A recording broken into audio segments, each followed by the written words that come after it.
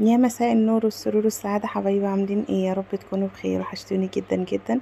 النهاردة يوم جديد وفيديو جديد، يا رب يجعل يومكم كله خير وبركة، صحة وسعادة يا رب العالمين. صحيت بقى من النوم وظبطت البيت ورتبت كل حاجة مكانها، وبرضه شغلت المكنسة الروتين اليومي بتاعنا. ورحت بقى دخلت على المطبخ بقى، عايزة اعمل أكلة سريعة كده، وبصراحة مش عارفة اعمل ايه.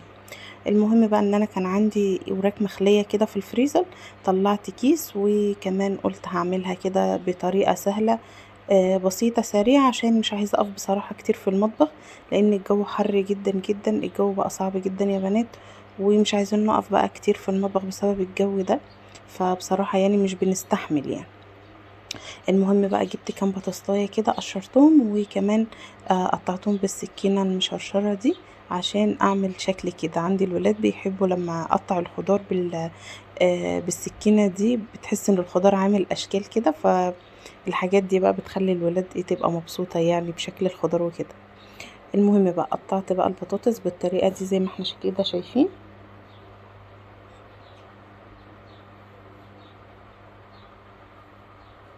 وجبت كمان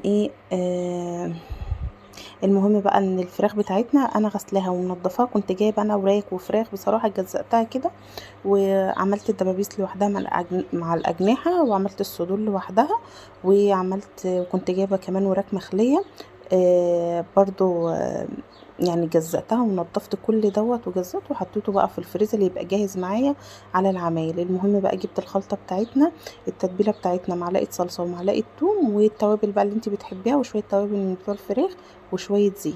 المهم خدت جزء كده على البطاطس، يعني نص التتبيله دي على البطاطس، والنص التانية على الفراخ دي.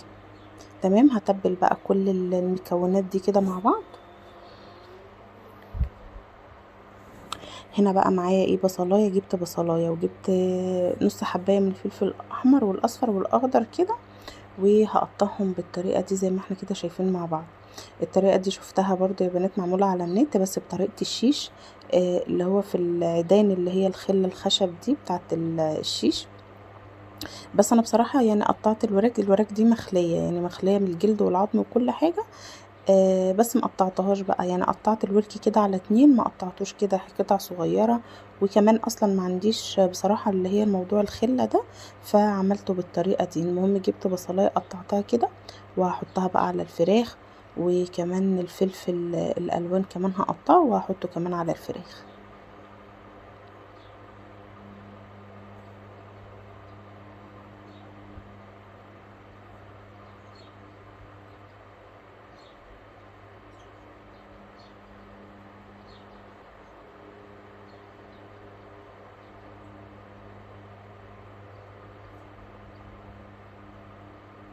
هنا بقى في الوصفة دي بصراحة ما عملتش جنبها غير سلطة وشوية رز ابيض، ما عملتش بقى اي حاجة تاني معاها، هو رز ابيض بس كده.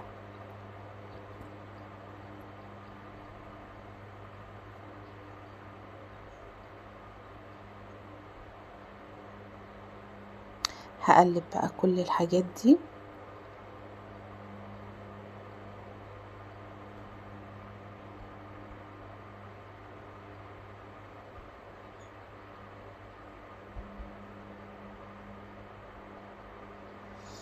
هنا بقى جبت الصينية البايركس يا بنات، وهبتدي بقى ارص البطاطس كده بالطريقة دي، يعني داير ما يدور كده في الصينية. هسيب بس الوسطانية هي اللي فاضية، عشان هحط فيها الفراخ دي.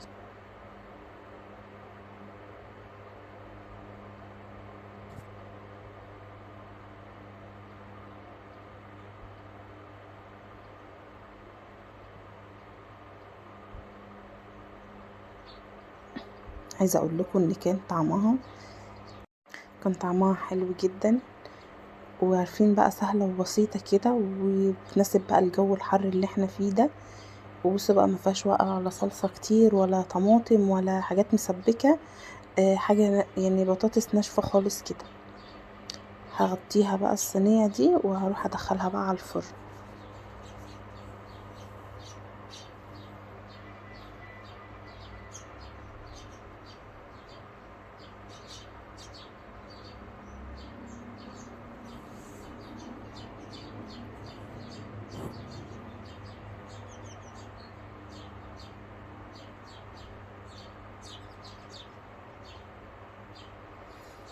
هنا بقى في المرحلة دي بقى انا عملت شوية رز كمان حطيتهم على النار زي ما قلت لكم، وقلت بقى اجيب بقى شوية خضار من اللي عندي في التلاجة واعمل بقى طبق سلطة. وانا بعمل الطبق سلطة كده عايزة حابة ارد على سؤال جه برضو بخصوص المطبخ بتاع الاسكان. المطبخ مكلفك برضو قد ايه؟ المطبخ الالموتيل انا كنت عامله فيديو كامل متكلمه فيه عن المطبخ والتفاصيل وكل حاجه، لو حضرتك متابعيني انزلي في الفيديوهات هتلاقي برضو بتكلم عن كل حاجه بتخص المطبخ الالموتيل. بس برضو هرد على حضرتك ان المطبخ الالموتيل عندي انا عملته، كنت الكلام دوت داخله في تقريبا سنتين اهوت، وعملته كان متكلف حوالي 30,000 جنيه. من غير الرخام لوحده كان تكلفة لوحدها، والمطبخ الألموتيل لوحده. تمام. فبرضو بتختلف من الأسعار من سنة لسنة ومن وقت لوقت، فطبعا الأسعار دلوقتي بتختلف أكيد هيبقى زايد. من سنتين لدلوقتي الأسعار بتزيد، فأكيد مش هيبقى بالسعر ده. وحضرتك كنت بتسأليني ان دي يعني شركة اللي انت عاملاها ولا، وعايزة رقم الشركة. هي بصراحة مش الشركة اللي انا عاملة عندهم، مش شركة، هو حد يعني عندنا في شبرا. بصراحة شغل كويس جدا، يعني عامل لنا شغل كتير وعامل لي في شقة تانية برضو الشبابيك الألموتيل وباب البلكونة والكلام من ده. فعامل لنا شغل كتير بصراحة، فهو شغله كويس. الألموتيل بتاعه النوع بتاعه كويس، وكمان الدولف هو عاملها لي مش اللي هي الفبر يا بنات عارفينها، اللي هي الاكريليك اللي هو ما بيتكسرش ده. انا بصراحة اللي طلبت كده عشان عايزة حاجة برضو تعيش معايا وتستحمل. فبصراحة يعني المطبخ ممتاز جدا. لو حضرتك حابة الرقم بتاعه اكتبي لي في الكومنت وانا هرد، وانا هكتب لك الرقم يعني بتاعه كده. لكن هي بصراحة مش شركة خالص اللي عاملة لي المطبخ، في شركات كتير برضو بتعمل المطبخ. وكمان كان هو عامل لي القعدة زي ما قلت لكم قبل كده، كان عامل لي القعدة بتاعة التلاجة والغسالة والبوتاجاز مع المطبخ. يعني انا طلبت منه يعملهم لي وعملهم كمان مع المطبخ. انما الرخام تكلفته لوحدها خالص، وانا زي ما قلت لحضرتك انا عاملة فيديو متكلمة في المطبخ بكل التفاصيل، هتلاقيه موجود يعني على القناة وكده. هنا بقى يا بنات عملت بقى سلطة مشكلة بكل الألوان وكل الخضار، سلطة بجد تفتح النفس، والألوان اللي فيها بصراحة مبهجة كده وبتبقى حلوة بتدي شكل كده للسلطة.